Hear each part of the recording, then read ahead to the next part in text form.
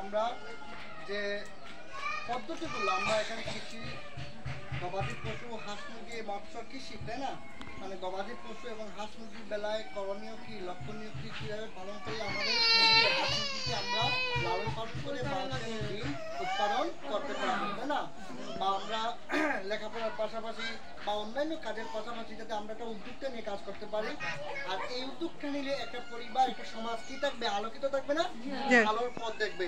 দেখেন অনেকের চোখের পানি এমনি আসে, অনেকের টাকার অভাবে কি লেখাপড়া করানো যায় না, টাকার অভাবে অনেক অভাব সমস্যা থাকে।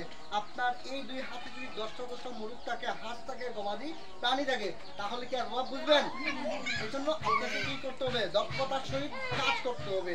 আর এই কাজ আপনি যখন মন থেকে কাজ করবেন, দেওয়ার মালিক হচ্ছে আল্লাহ। আল্লাহ আপনাকে দিয়ে দেবে, আপনার কাজের উপরে আপনি কি রাখতে হবে, নিজে আত্মবিশ্বাস রাখতে হবে।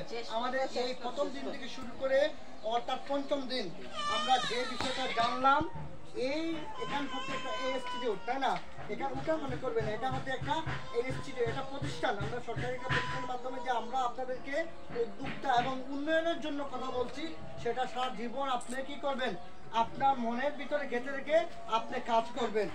আর এই কাজটা যাতে আমাদের আলোকিতপূর্ণ হয়, আপনি এখানে কিন্তু 30টা এলাকার এখানে পাপড়ি ফুল, আপনার 30 জন ব্যক্তি না, এখানে এক একটা পরিবার থেকে এক একটা পাপড়ি ফুল, আপনারা ফুল কি চেনেন না আপনারা?